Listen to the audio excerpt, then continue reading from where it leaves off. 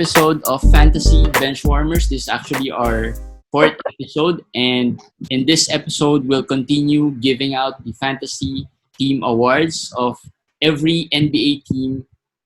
We'll discuss kung sino yung mga sleepers, busts, and disappointments or studs ng every team. So in this episode, we'll discuss another 5 teams, and those 5 teams are Houston Rockets, Indiana Pacers, the LA Clippers, LA Lakers, and the Memphis Grizzlies. So I am Jeremy Tan, and together with me once again is our commissioner, na best commissioner in NBA Fantasy, Sir Eric Go, and another co-member of ours in our competitive leagues, bagong guest, Mr. Dennis T. Right, guys? Hi, guys. Gabby Kui. Hi. Good evening. Hello. So, tara, pag-usapan na natin. Let's get down to business. Houston Rockets. MVP, mostly James Harden naman unanimous, pero si Den added Westbrook. Actually, medyo torn ako between Harden and Westbrook. Kasi Westbrook performed, di ba, nung towards the middle or latter part, medyo gumagawa na talaga si Westbrook. Actually, hindi ko kasi alam rin na how many yung dapat piliin. So, basta nag-isip na lang ako. So, I just put in the names that I thought na pwede. So, I didn't just choose one per team necessarily. Pero Harden is obvious. Harden is a stud, obviously, for the past few years. At staffer talaga siya. Good free throw percentage. Of course, sabihin ng mga tao, kulang sa defense, but who cares? So, sobrang overwhelming naman yung offensive stats niya.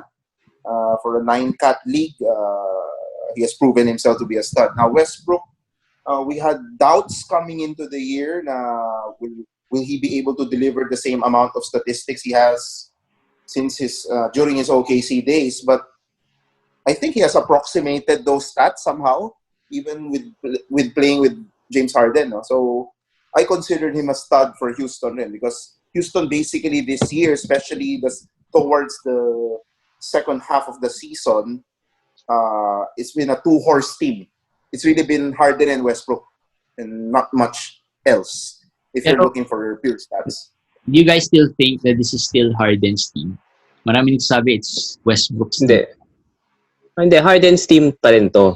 Kasi even with sa stats, sa leadership, sa lahat, Harden's team pa rin. Pero ang maganda kasi coming to the season, people were thinking na mag-aagawan ng bola eh. There's only one ball for both of them. Pero they were able to find a system na parang Harden muna one-on-one, then Westbrook one-on-one. Kaya for me, agree din ako kay Den na Westbrook should be considered a stud din. Although, given na yung OKC stats niya, wala talaga. Hindi na niya mahahabol yung stats na yun sa Houston. Pero hindi siya nag-drop off ng sobrang layo. Sobrang layo. Oo, yun ang in-expect natin, mag-drop off siya ng sobrang layo eh. Parang bumaho yung pangalan niya, kumbaga. Ano ba ADP? Hindi na siya sexy pick. Ano ba ADP ni Westbrook this year, Eric? Depends eh. Kasi may mga leagues ako na di na-draft siya around 12, 13, 14 pa rin kasi may mga name value pa eh. Pero maraming leagues na yung mga kuno na nagbabasa ng mga expert advice, maabot siya ng 20 plus eh. Minsan umabot siya ng 20 plus, which is... So, ano sa tingin mo yung... Steal na yun. Pag 20 plus steal na. Pag nakuha mo 20 plus steal na. So, medyo borderline... Sa head-to-head sa head-to-head. Sa head-to-head steal siya. Sa Roto, pero usapan natin last time, hindi siya right player for Roto. Hindi siya right player for Roto. I think sa Roto, mga tama lang yung 20 plus to 30 siguro. Kasi ang problem is injuries eh. Although this season, hindi siya na-injure. So, that was a big bonus for his fantasy value.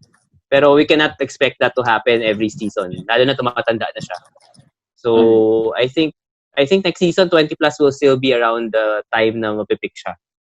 I think. Around 20. Mga ganun. Sige, let's move on. Second round. Ang sleeper namin ni Eric is Robert Covington. Si Dennis, ang sleeper niya was Daniel House Jr. Daniel House. Well, Daniel House ko is for early season. Kasi wala akong maisip eh. Nag-iisip ako sino ba talaga sleeper sa Houston. Tama. Player mo yan eh, ata. Wala akong diba? maisip eh. Ha? Pero player mo ata si House eh. Player mo si House, di ba, for a while? So, naisip ko, early season, nagko-contribute naman siya. It was okay, pero yung late season, mas hindi na siya nagamit. Pero wala talaga akong maisip na sleeper sa Houston eh. Actually, legit. Very, Daniel House not drafted di ba? I mean, legit sleeper si Daniel House. Tama. Pero latter part of the season, hindi siya masyado nagagamit.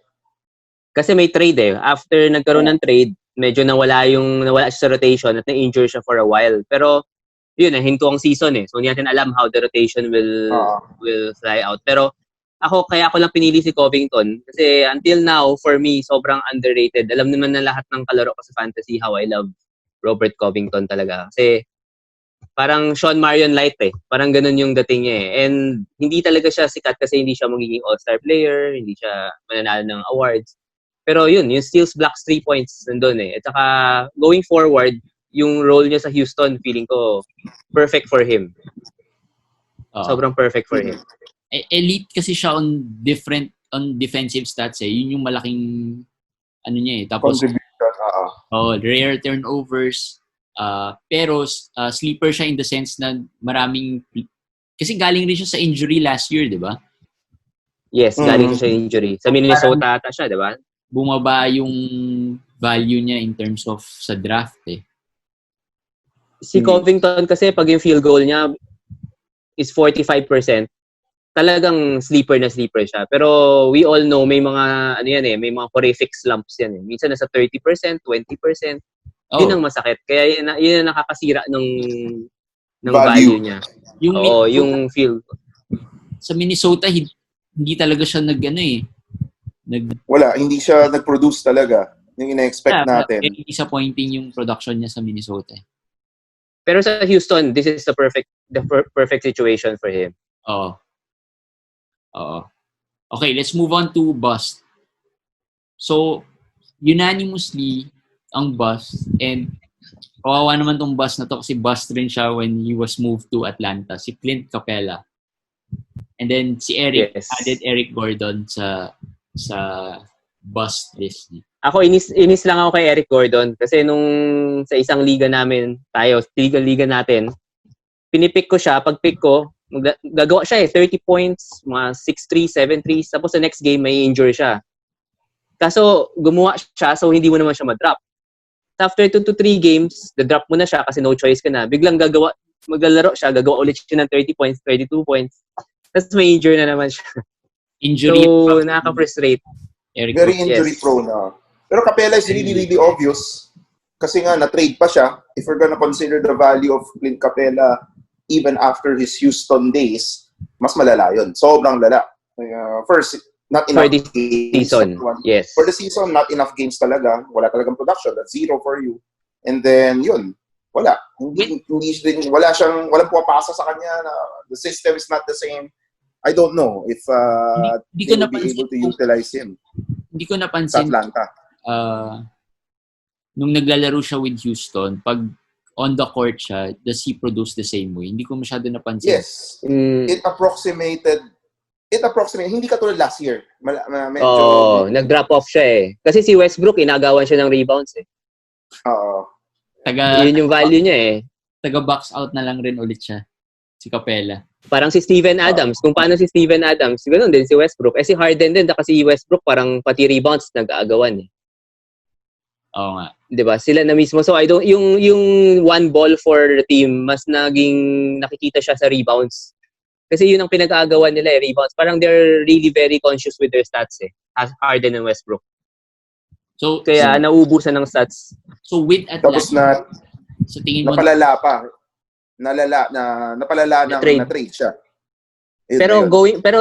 Pero next season, swerte na na-trade siya kasi baka mas bagay sa kanya ang Atlanta. How big yung hindi pa natin alam role niya doon? Hindi pa natin masabi. Given na nandun sina John Collins, I think next year baka maging sleeper tong si Capella sa draft next year. Kasi yun na nga, medyo pangit ang performance niya this year. Baka he'll go down very, very low. Okay. So, could be a value next year, I think. Sige, tingnan natin. Okay, let's move on to Indiana. So Indiana unanimously dumanta sa bonus ang MVP for Indiana. Anong nyo? Hindi Very ko efficient, in-expect no? yan eh. Walang nag-expect. So, siya rin sleeper ko. Isa siya sa sleeper ko rin eh. Kasi no one expected Yes. na ganun ka taas ang production niya. Ganun ka, of course, we know naman, high field goal siya ever since. Very good free throw for a big man. Pero very limited numbers eh. Hindi natin masabi kung tumaas yung volume, ganun pa rin. Ito, this season, tumaas volume. Maintain the efficiency. The stats increase tremendously. So, yeah. Sa bonus talaga MVP ng Indiana. Pero And Sa sleeper for me. ngayon, oo. sa Sa ngayon, ngayon, yes. Wala si Oladipo eh. Pilay si Oladipo.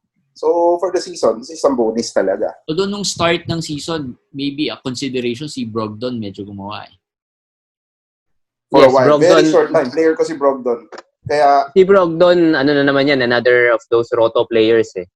Kasi ang ganda ng shooting eh, di ba? Pati field goal, free throw, 3 points, very good shooting eh. Sa bonus, ganun din. Itong Indiana, sa lot of good players. Walang great players, pero lot of good players. So, perfect yun. Kasi si Sabonis, nagkaroon siya ng parang chance na mag-stand out. Kasi kahit nandyan si Oladipo, wala silang parang Harden or Westbrook na mag-overshadow sa kanya. Dominate. Oo. Pero ang maganda sa kanya, high IQ nga talaga siya. At in a way, na-overshadow niya si Miles Turner. So, nung naglaro sila together, 4 and 5, sabay sila. Imbis na siya ang nawala, si Miles ang nawala. Oo. So, I think going forward, that might be the case already. Kasi nag-improve ang shooting ni Sabonis eh. Which is evident dun sa bus picks natin na Miles Turner, majority Miles Turner, plus Malcolm Brogdon ang dagdag ni Den. So, Miles Turner, malaki talaga yung drop-off eh from last year eh. Nawalan siya ng confidence ata dahil sa USA team. I think, parang pangit yung, di ba, performance ng USA team. Pangit na experience, parang mababa ang moral niya. Pagdating sa NBA, parang wala eh. Parang ganyan lang siya eh. Parang 7 rebounds a game for 7-foot center. Parang siyang Brook Lopez which can't shoot. walang shooting. Walang shooting na Brook Lopez. Saka injuries din yata. This year, parang medyo marami rin siyang na-miss na games eh. Yung start. Pero pag tingnan mo yung Yahoo rankings, mataas ang Yahoo rankings si Miles Turner. Only because Yahoo overvalues yung blocks eh. 2.5 blocks si Miles Turner. So, yun, sa Yahoo kasi pag nag-block pa ng 2 to 3 blocks, parang sobrang taas mo na eh. Pero kung naglalaro tayo ng fantasy, parang nakakainis eh. 'Di ba? Si Miles Turner, pag nakita natin, parang biglang 10.6 rebounds. Kasi Tapos bad field goal minsan. Bad field goal. I think ang Bad field goal. ang ADP ni Miles Turner is between late second round to early third round. Early third. Oo. Yes. So, Bus talaga. for that high pick, medyo pag hindi nag-perform talaga ng consistent, medyo bust na talaga for It didn't work for him na nagsabay sila ni Sabonis. Pero Hindi kasi nag-start si Sabonis eh, 'di ba? nag-start si Sabonis last year off the bench si Sabonis eh. Yun nga eh. Ngayon nag-start sila. Ang problem sa Sabonis nag-thrive kasi kaya niya mag-play out above the basket. Perimeter. Pwede siyang perimeter, pwede siyang pumasa. Si Miles Turner talagang wala eh, sa loob lang siya eh. So it didn't help him talaga. Itong Brogdon pick ko na bust, it's more of the injuries lang. Sobra siyang injury prone this year. More of that lang. But when he plays naman, okay naman. Pero yun lang naman, na-frustrate lang ako siguro. Parati siyang pilay. Player mo ba yan? Kung ano-anong pilay. Si Den, madaling mainis yan eh. Kina-curse yung mga players niya eh. Anong hindi mo siya player doon sa dynasty natin? Kalimutan ko na eh. Kalimutan ko na. Parang sa dynasty. Sa dynasty, sulit na rin yun eh. Kasi malamang mag-thrive talaga siya. Pero hindi siya mababang pick ha. Hindi mababa si Brogdon kasi nga, di ba, alam ng lahat na wala si Oladipo eh for most of the year eh. Brogdon is around around 70 yan. Baka 60 to 70 pa nga eh. Baka higher pa. Hindi So siya mababa. Mataas si Kaya nga dahil Brogdon. sa injury, if without the injury, okay, met expectations. Pero because sobrang dami niyang pilay this year, I considered him a bust. Mildly a bust. Next year, anong tingin mo? Next year. For Brogdon, siyempre bababa stats tingin niya. mo, For me, bababa stats niya na si Oladipo eh. sa bagay. Ako Counting feeling ko stats, trade si Oladipo eh. At least counting stats. Basta as long as nandiyan si Oladipo, counting stats niya, syempre bababa. Hindi, ang okay naman kay Brogdon talaga is, kahit na hindi siya yung main player, he produces. And hindi nga ganun kalaki. Kasi ngayon, kaya lang naman siya mukhang gumawa ng malaki. Kasi nga, walang other players na gumagawa eh. Pero, I think, next year, even if with Oladipo, yung stats niya like assists, field goals niya, mataas pa rin. Free throws niya, obviously, mataas naman. So, yung mga stats na yun, talagang most likely, bababa lang ng konti, pero still, medyo maganda pa rin yung stats niya. It doesn't hurt you with turnover. Although this year yata, medyo marami siyang turnovers eh. Kasi marami siyang responsibility. Pero roto player rin yan, si Brogdon. More than head-to-head. Dahil siya yung opposite ni Lonzo Ball. Parang spectrum, Lonzo Ball and Brogdon. Okay. So, pili ka. Either you're a Brogdon kind of fan or a Lonzo Ball kind of fan. Yung flashy or yung boring. Parang ganun eh. Hindi, pero mas marami pa rin bias kay Lonzo eh. Hype kasi. Siyempre. Parang Magic Johnson and John Stockton yan eh. Parang ganun yung dating nilang dalawa eh. Okay, let's move on to sleeper. TJ Warren kay Eric and Jeremy Lamb. And then, si Dennis added TJ Warren din aside from Domantas Sabonis. And then akin si Sabonis ang sleeper. TJ Warren and Jeremy. Actually, Jeremy Lamb parang hindi masyadong... Na-injure si Lamb eh. Na-injure si Lamb. Before injury, one of the sleeper players talaga ko yan. Kasi sa lahat ng leagues ko, kinuha ko yan. Kasi hindi siya ganun ka bango eh. Pero if you look at the stats, yung lahat ng kailangan mong stats, parang glue guy siya eh. May steals, may 3 points. Pero at mataas yung mataas. Parang, nung nag-start, medyo player ko rin yan in one of the leagues eh. Pero disappoint ako dun sa start niya eh. Kasi parang ang bagal medyo slow start.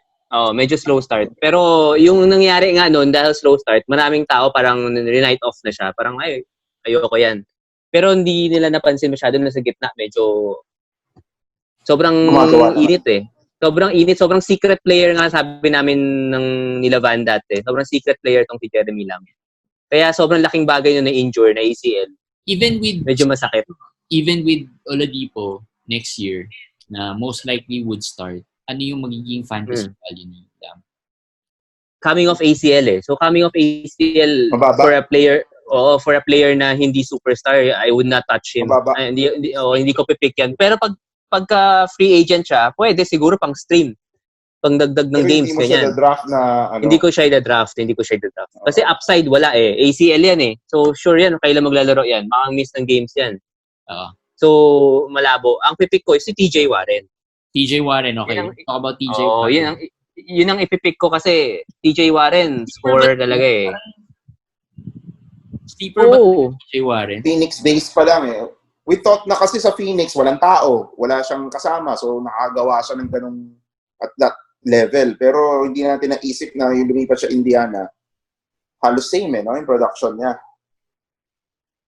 Naka 18 points a game siya, si TJ Warren. Tapos may steals, may 3 points din. So, pero inisip ko although medyo hindi naman sa sobrang in-expect ko, pero parang feeling ko may expectations na rin given na wala si Oladipo na isa siya sa mga gagawa.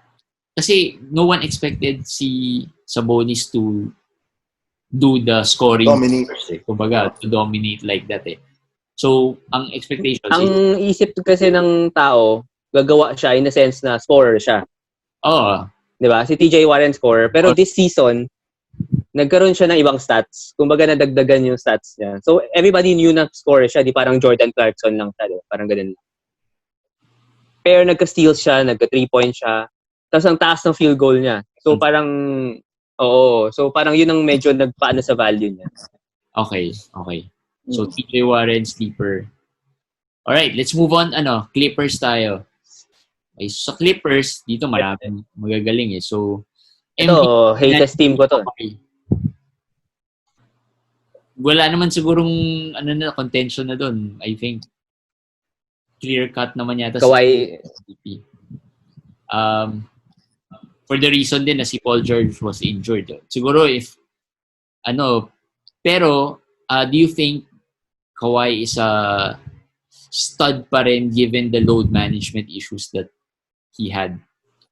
Kasi last year, he was annoying. Parang nakakainis eh. Parang daming missed games doon sa Toronto. This year, I think isa sa mga factors nun na kaya siya nag-drop off ng konti sa draft eh. Otherwise, he could have been top 3, top 4 picks eh. Diba? So, nag-drop off siya. So, sa tingin niyo ba next year, tuloy-tuloy pa rin yung... Next year, you will expect most parang this year din. Yun ang expectation ko. Kung paano siya manage this year, ganun pa rin yan next year. So, load management... baka worse pa. Meron. I-manage pa rin siya for sure. Baka worse pa. Pero baka worse pa kasi si Paul George, healthy na eh. Di ba? Oo nga, no. So baka mas maraming games pa siyang magpapahinga. Pahinga. Pero first rounder pa rin, obvious. Oo.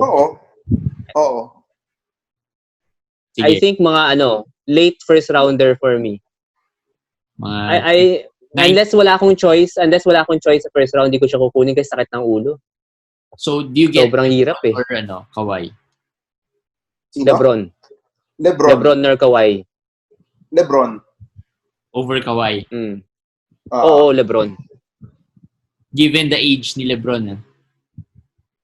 Nanonood tayo ng Last Dance eh, di ba? Parang kita mo si Michael Jordan kung gaano ka tibay gaano ka dedicated. Feeling ko yun ang ganyan si LeBron eh.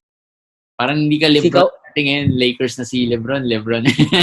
Hindi, si Kawhi kasi parang para siyang iba yung thinking niya eh. Ang win at all cost niya parang pahingain yung sarili niya eh. Parang sobrang soft. Sa kanya, playoffs. Playoffs lang. Fantasy tayo eh. So, hindi pwede. Okay. Yes, okay. Sleeper. Wait, may MVP pa si Diragdag ko lang si Harrell kasi nakita ko na si Harrell, yun nga, maganda yung stats niya. Mataas yung field goal niya. Very efficient siya. Very reliable siya. Wala siya nami-miss na games. So, dinagdag ko siya aside from Kawhi Leonard for me. Okay, and then... Tama yun. Yeah, I think... Kasi availability talaga sa fantasy. Malaking bagay yung matibay talaga yung hindi napipilay lang.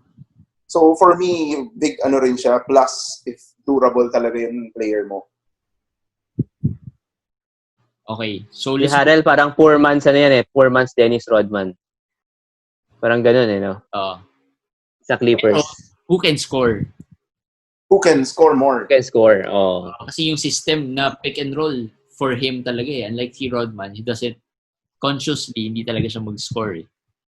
At least si Harrell talagang attack the basket pag Sleepers. Let's move on to sleepers. Lou Williams, both kay Dennis and Eric, and then Harrell, inad rin ni Dennis as a sleeper. Ako actually wala na akong naisip na sleeper eh, kasi parang feeling ko I expected Lou Williams as the 6th man. Ganun pa rin. Si Harrell naman last year was the same production halos eh.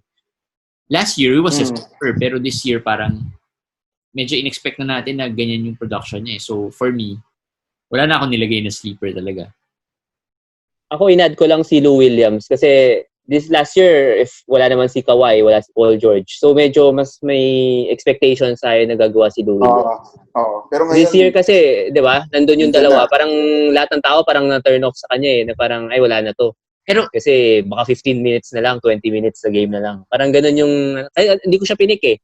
Kasi in-expect ko this year, feeling ko at most 12 points, 15 points, mga ganun lang siguro yan. Pero gumawa pa rin eh.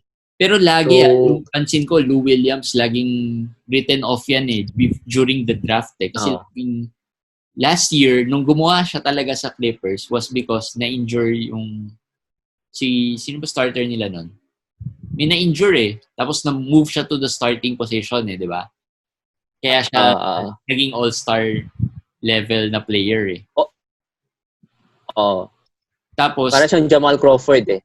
so the next year, ang expectation naman ng mga tao is, dahil lang may na-injure last year, kaya parang gumawa siya. So ngayon, 6 man na ulit siya, baka hindi nagagawa. So laging ganun yung thinking sa kanya eh. Mas gumawa na naman. Ano na yan? Pero gumagawa pa rin. Gumagawa pa rin. Yun nga. Even with the stars. Yun nga yung okay. Actually, na-tempt akong ilagay si Zubac eh. Pero, not consistent enough eh. Although, kung kulang ka ng... ko nga siya eh. Hindi siya pero kung kulang, masyado eh. Pero kung kulang siya ng center, kulang ka ng center, pwede na rin. I mean, sayang eh. Parang feeling ko ang 15, 17 minutes lang, gumagawa naman siya eh. Pero hindi siya pinapalaro. Hindi nga siya ginagamit, kaya ako nga siya bust. Isa siya sa bust ko. Kasi nga, not enough minutes eh. Period, tama. Diba?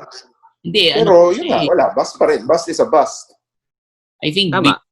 big man on the wrong generation or wrong era pa rin siya. Pero pag pinanood mo siya, we expected more sana. Kasi siya lang yung legit center sa Harrell. Wala na eh. Diba? Wala na namang legit center sa Clippers. We expected more minutes. Pero unfortunately, wala. Hindi siya binibigyan minutes. So next, pero kaya niya mag-double-double. Kaya niya mag-double-double easily. Kung mga 20 minutes siya, kaya niya mag-double. Yes, kaya niya. Stay off pa rin. Yung next year. Zubac, wala yan. Magiging parang late rounder lang yan. Mga last pick mo siguro. Okay, so speaking of Zubac, so move on tayo sa bust. Yung nilagay niyo din sa bust. Napag-usapan na rin natin. And the unanimous bust is Paul George. Dahil sa injury. Dahil sa injury. Even with the injury, di ba? Goes mga first round pa rin siya. Late first round draft pick eh. Hindi ata, di ba umabot siya ng mga 20? Second round siya. Second rounder siya. Ibang leagues pala na nakukuha pa siya towards the end. Pag mga 14 or 16 team leagues. Pero I don't think merong isang nag-pick sa kanya ang pwede masabi na, uy, tama yung pick ko, na kahit 20 plus ko siya na-pick, napakinabangan ko siya. Parang feeling ko walang magsasabi nun. Kasi sobrang tagal niyang nawala eh. Parang sumobra pa siya sa timeline eh. Parang ganun. Oo. So, tapos, I think... Kumuha siya nung hindi lang consistently, pero medyo may mga... Hindi rin consistently. Good games. Not enough games eh. Just too little games eh.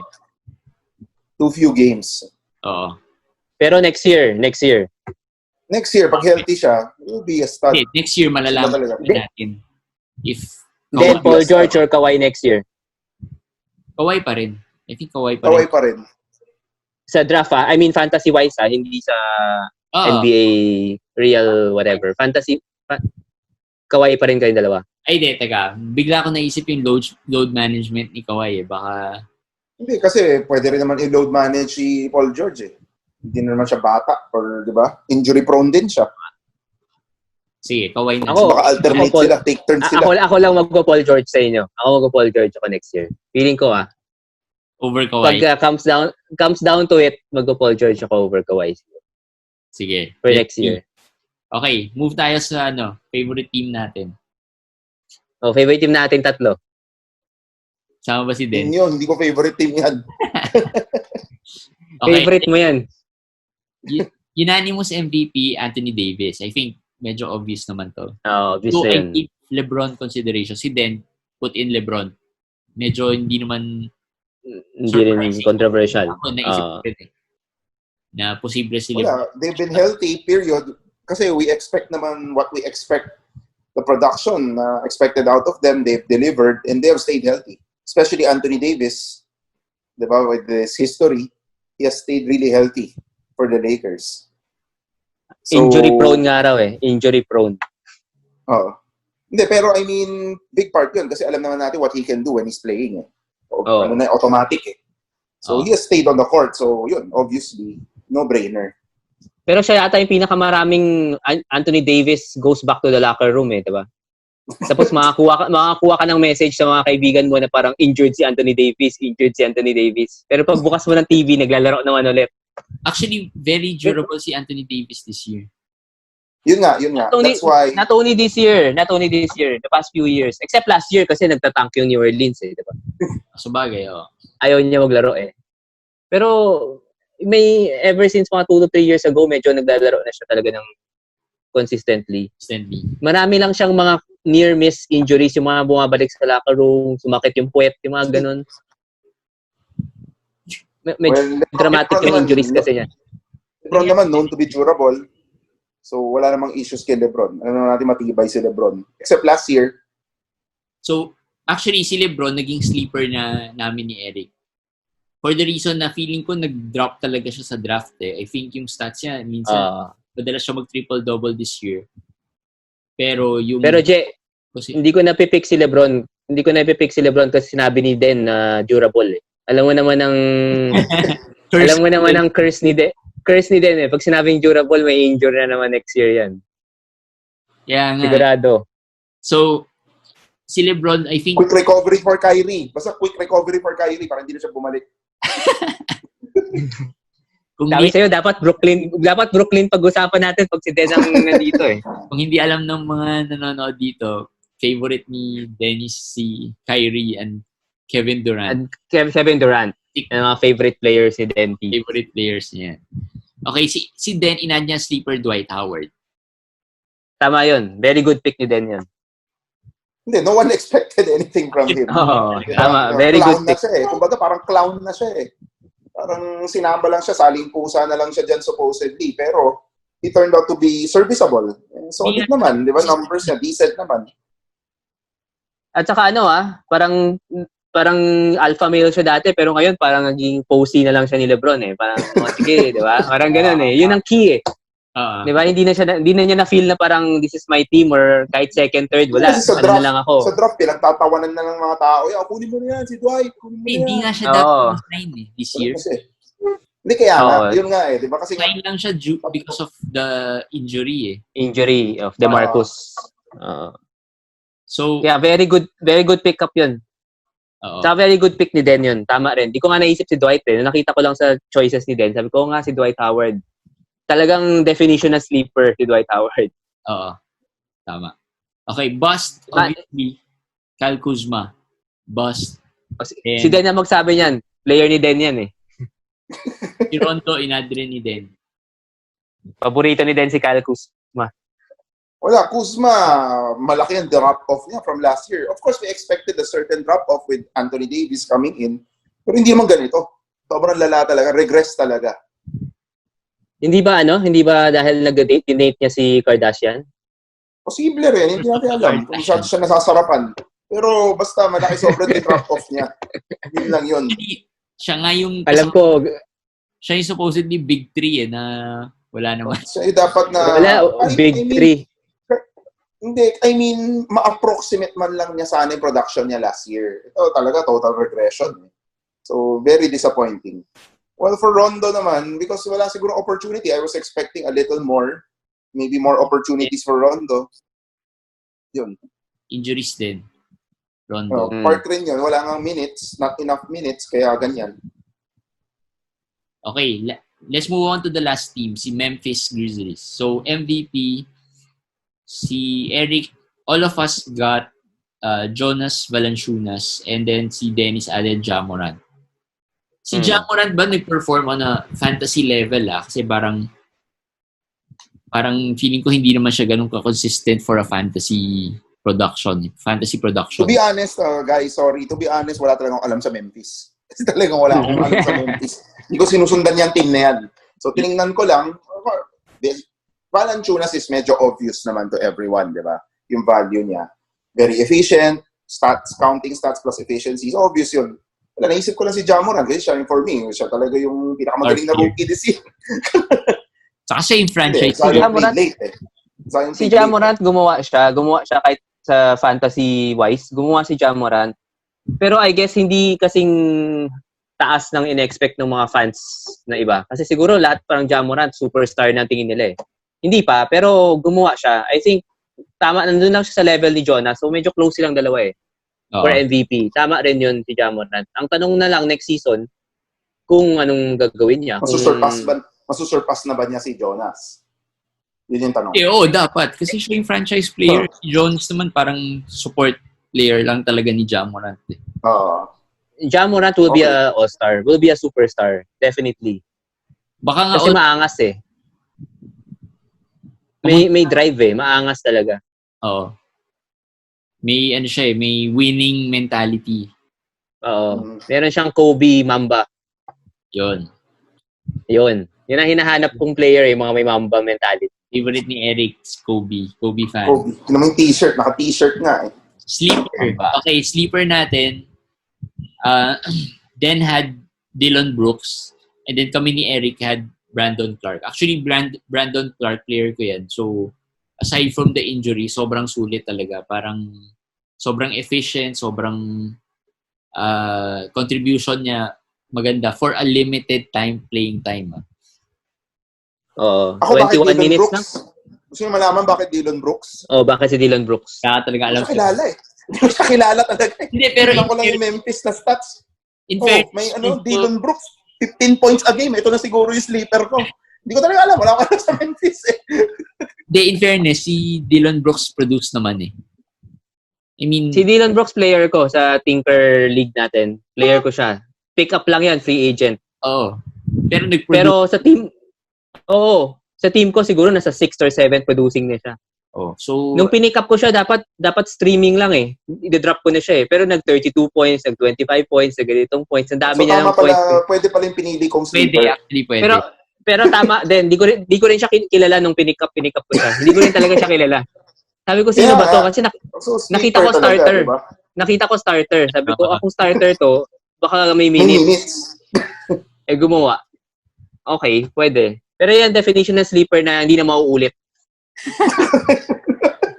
Hindi, medyo bumulok na siya towards the end eh. Towards the end. Medyo fluke na yan. Fluke na sleeper. Okay, let's move on to the bust. So, yung bust namin ni Eric was Jaren Jackson Jr. Yun hindi ko sure kung si Den. Sino ba yung bust mo? Josh Jackson. Hindi si Jaren. Hindi, kasi again, wala akong kilala sa Memphis. Naalala ko lang tong si Josh Jackson galing sa Phoenix to. Number 2 or number 3 pick sa draft to. Number 4. O whatever, basta sobrang high lottery pick to. Kasi wala siyang ginawa. And then, ngayon, wala pa rin siyang ginagawa. So, yun lang naisip ko ilagay. Jaren Jackson. Pero tama, wala nga talaga. Sobrang bust si Josh Jackson. Josh Jackson, wala na. Out of the league na yan. Tapusin ng rookie contract niya. Wala na siya. Sa G-League na si Jaren Jackson, medyo nag-produce naman eh, pero hindi pa rin doon sa level na in-expect natin. Kasi siya, second round. Dynasty player ko yan eh. Keeper player ko. And everybody was saying, swerte mo, na-keep mo siya for mababang salary. Pero wala naman siyang ginawa this season. Injured pa siya. So, yun. Ang maganda sa kanya is blocks and 3 points again. Big man with blocks and 3 points. Pero not enough. Dahil sa injuries, na-overshadow pa siya ni Jonas Valanciunas this year. So, yun. Nawala yung production. Okay. Sige. Well, that's it for the next 5. So, we'll see you again on the next episode. Yung susunod na 5 players naman. And then we'll have a new guest as well. So, hope you enjoyed this episode. And I'll see you again on the next episode of Fantasy Benchwarmers. Bye, guys. Thanks, guys. Thank you. Thank you.